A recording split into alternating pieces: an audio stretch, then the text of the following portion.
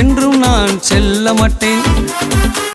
அன்பான தேவ பிள்ளைகளே, உங்கள் யாவரையும் ஆண்டவரும் ரட்சகருமாகிய இயேசு கிறிஸ்துவின் ஈடு இணையற்ற இன்ப நாமத்தினால் உங்களை வாழ்த்துகிறேன், உங்களை ஆசீர்வதிக்கிறேன். உங்களுக்கான உங்களுடைய நேரத்தில் உங்களை சந்திப்பதற்கு மிக்க மகிழ்ச்சி. நீங்கள் யாவரும் கிறிஸ்துவுக்குள் பூர்ண சந்தோஷத்தோடு மகிழ்ச்சியோடு கூட இருக்கிறீர்கள் என்று நான் நம்புகிறேன்.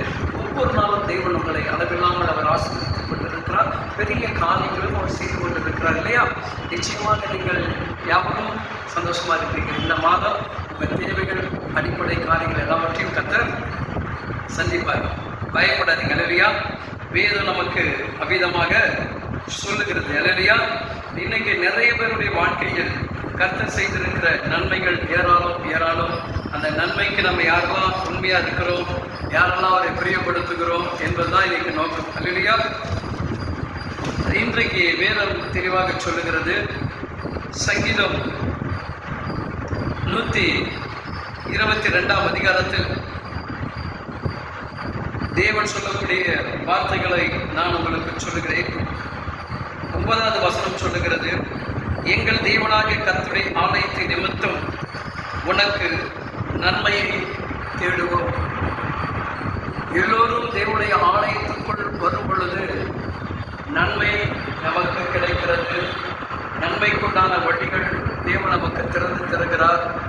தேவைகளை கர்த்தர் சந்திக்கிறார். பரிபூர்ணமாக தேவனுடைய ஆசீர்வாதங்கள் நம்முடைய வாழ்க்கையில் கிடைக்கிறது. ஆலயம் என்பது தேவன் உலாவுகிற இடம். ஆலயம் என்பது பரிசுத்தாவினர் வாசம் செய்கிற இடம்.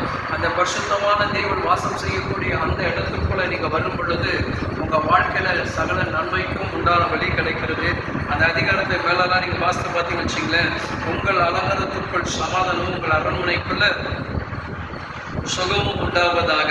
அமே பாருங்க, ஒன்னில் சமாதானம் இருப்பதாக. நல்ல ஒரு அருமையான ஒரு வார்த்தைகள். அல்லேலூயா. அங்கே பார்த்தீங்கன்னா முதல் வசனம் சொல்றது, கர்த்தருடைய ஆலயத்திற்கு போவோம் வாருங்கள் என்று எனக்கும் அவர்களுக்கு சொல்லும் போது மகிழ்ச்சியாக இருந்தேன். எத்தனை பேர் ஆலயத்துக்கு வர்றதுக்கு சந்தோஷமா இருக்கிறாங்க இல்லையா?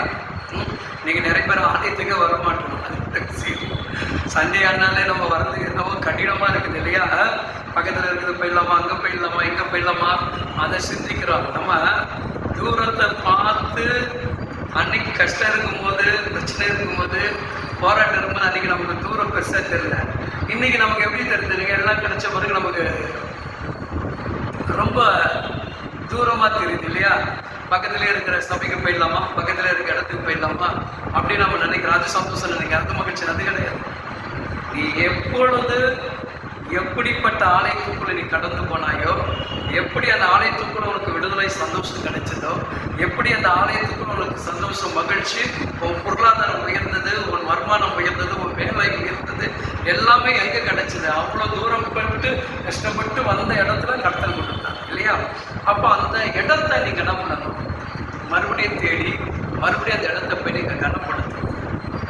அப்போ தான் என்ன பண்ணணும்?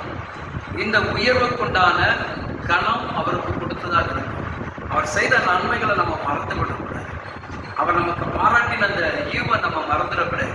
சின்ன உதவினா கூட உயிர் உள்ளவரைக்கு என்ன பண்ணுங்க? நன்றி உள்ளவர்களாக அந்த இடத்திற்கு என்ன செய்யணும்னு நினைக்கிறேன்.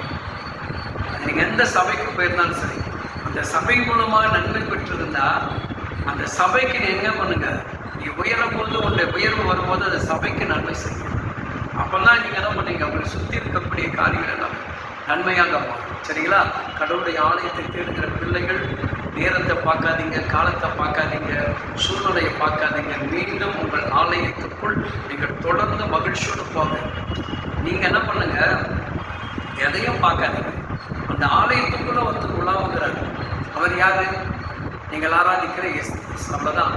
அவரை பார்த்தீங்கன்னா ஆலயத்தில் சுற்றி நடக்கக்கூடிய சம்பவம் உன் கண்களுக்கு தெரியாது.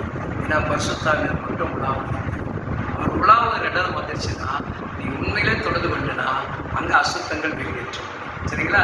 நீங்கள் கடவுளோடு மகிழ்ச்சியாக இருங்க, ஆலயத்தோடு இணைந்திருங்க, அவருக்குண்டான கனத்தை கொடுங்க. அவர் உங்களுக்குண்டான கனத்தை கொடுத்து உங்களை